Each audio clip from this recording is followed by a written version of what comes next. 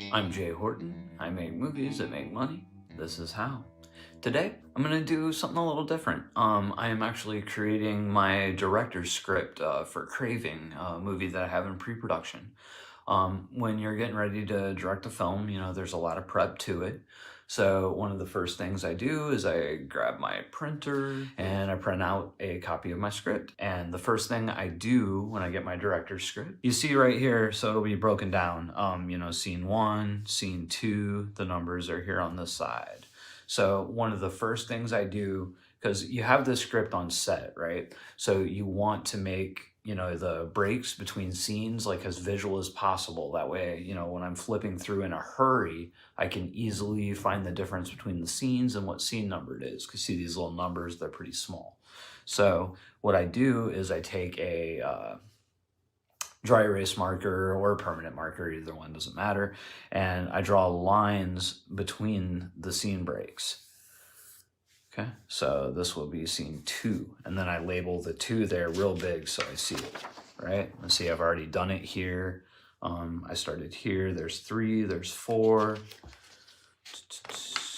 Okay, then we're on scene 5, and it's at the top of the page, so I won't put a line. So doing it like this and putting these numbers when I'm on set, and if I really quickly have to find a scene and I'm flipping through and I come across these really big numbers, it's just easier to track. Oh, and you might notice the blue 28. That's because so once the script was locked, we started putting it in colors. You know, so this is the blue version. If we were to do another one, I don't know, it'd be yellow or something. I'm not sure what order the colors go in. Anyway, that's something the UPM does. 28. And these scripts, by the time you get through shooting, like, they're a mess. Like, this is going to be totally marked up. I'm going to get into the cool stuff very soon, I promise. And some people might say, like, this is tedious and a waste of time. But honestly, I think directors are best off doing this themselves, no matter how big they are. Because, like, it really gives you another... your hands are on the script. You know what I mean? You're studying it more. And the more you study your script, the better off you are.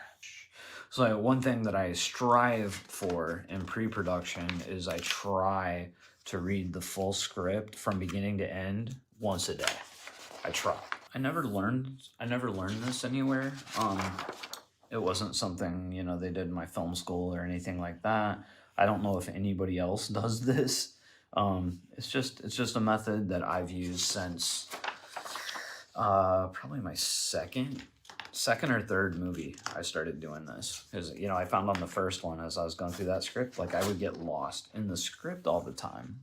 You know, like, what scene number is this? Where is that scene number? You know, where does that scene end? You know, this is kind of similar to what a script supervisor might do when they're breaking down their script.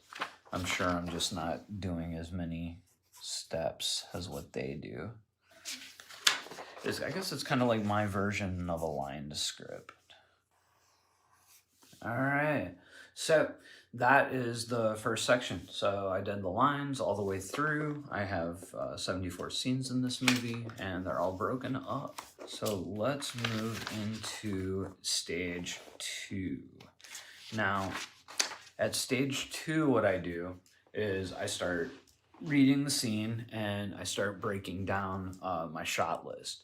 And then after I do my shot list, I'll do like small, like, you know, basically like thumbnail sized storyboards. So I usually do my shot list on this side. You know, I'll put a little line right through the middle. Bam. So I'll do my shot list. Then I'll do my storyboards, right? Can we read that, kinda? So for my shot list, so for this first scene, there's gonna be basically 6 setups. Number 1 is gonna be a long dolly into wide establish. So like basically that scene is gonna start dolly into wide establish. So basically what that's going to be, the opening shot of the movie starts on an exit sign. and it's gonna pull back. The door's gonna slowly open as the camera's pulling back. Sunlight's gonna come through, guns poke through, and then the police come in. And so we're on kind of a, like medium close of the police. And then they start to move into the room, and as they move in, we keep dollying back, revealing more of the room and the carnage.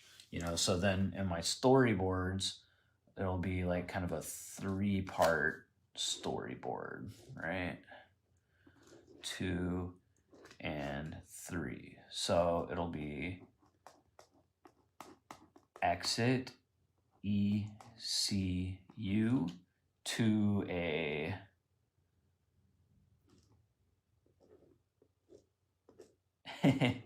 you love my story, guys. Let's give them little faces. Boom. They got guns. Nice. Into a medium, into a wide, which they will be little small guys, and there'll be lots of carnage. Okay, so that's super freaking rudimentary, but you get the thing, right? So that is my first setup, right? Boom. And that will take us through there. So this will be setup 1. That will take us through that far. So then my second shot is a reverse, and this is not the order in which we're going to shoot these. For example, I'm going from a long dolly shot looking at the characters into a reverse, but like in shooting order, we'll probably do anything that's looking, towards that exit sign and towards like their faces. We'll shoot everything in that direction first, then we turn around and do the reverse. But I'm just doing this not in continuity, not in shooting continuity, but in story continuity, if that makes any sense. So then the reverse shot will be kind of an OTS between the people, and the one cop will look down, see the other guy's hand shaking, and they're moving the rest of the way through the room, having this dialogue. Moves into the back hall. This goes all the way to, actually all the way to the end. So basically that OTS shot is going to be a long dolly shot that's going to move pretty much the length of the entire place as these guys are walking, and it's just kind of following behind them. And we're going to have multiple cameras, so what I'm kind of hoping is that we can set a lower camera to like get kind of like their hips and hands, almost like a cowboy shot. So at the same time, we'll be getting that wide shot and the cowboy shot, like following them through the place. And like one of them's going to peel off for a minute, and then we'll stay with that one. Anyway, that's section 2.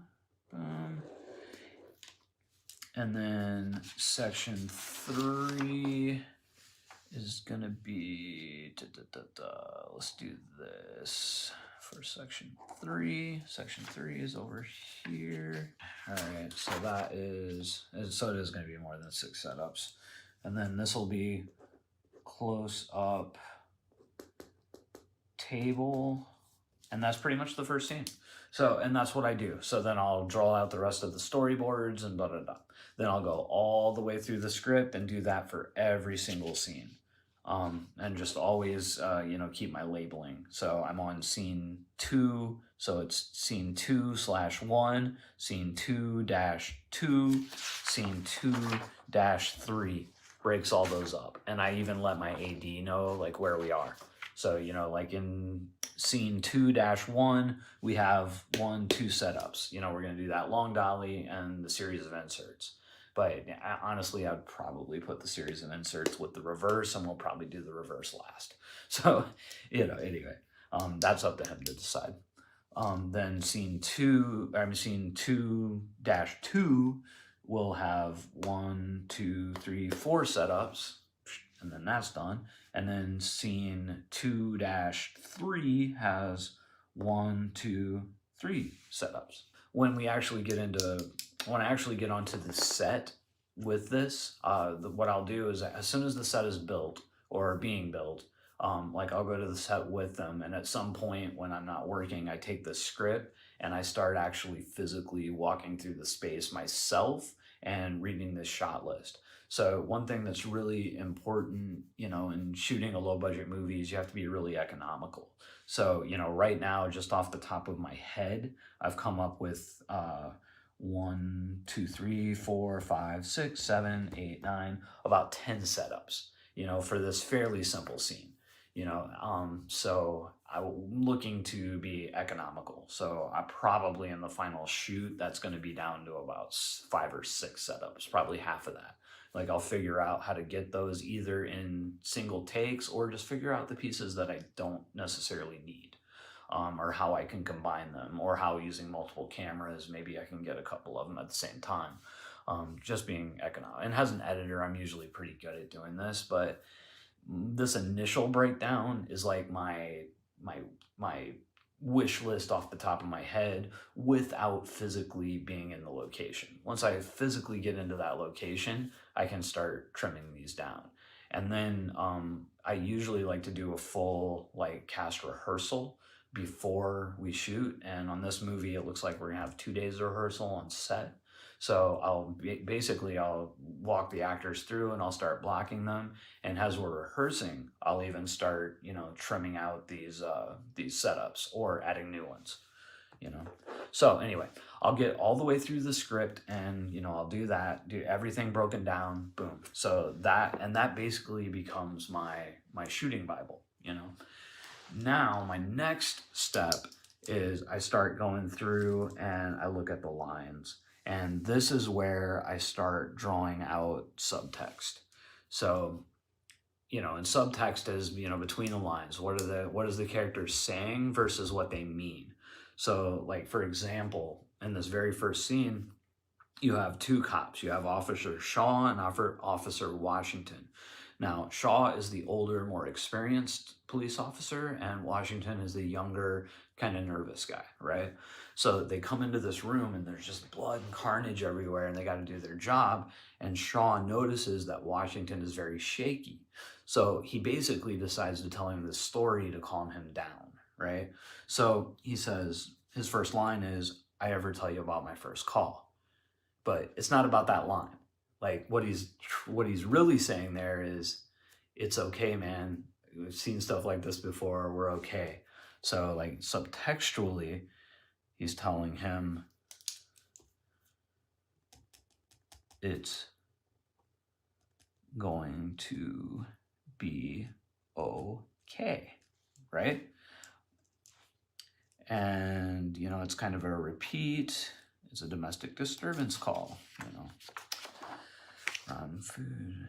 And then here, I think not only is he trying to get him to calm down, he's trying to provide a little humor. He's trying to take his mind off it.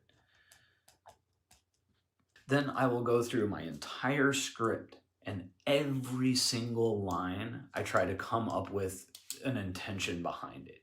And on some, I like to come up with a couple of choices. Because, just because my vision says, hey, he's trying to take his mind off it, an actor might have a slightly different interpretation, and their interpretation might end up getting me to the same result. So I need to be open to what they're saying. So I'm sitting here saying he's trying to take his mind off it, but maybe, the actor's intention or what's going on in his subtext is he's trying to educate this person and has nothing to do with calming him down.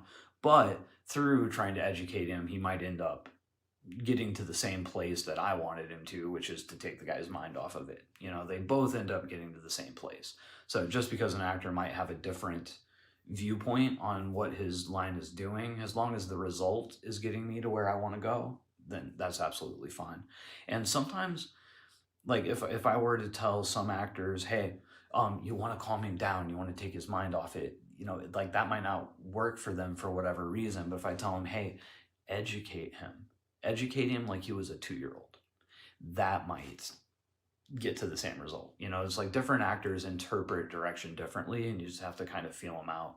But anyway, this is where I start doing basically my script analysis. And I start with the lines. So I go through the entire script. I had every single line. Then after I do that, I start going through and I start looking for like the action, like if a character is not saying something, or when they're doing something, why are they doing it? And again, I try to come up with 2 to 3 reasons, like per action, unless it's a really simple action, like, you know, so-and-so walks out the door, you know, they might not have a deep motivation for walking out that door, you know. But anyway, I try to go all the way through it. And that is basically how I do my script breakdown.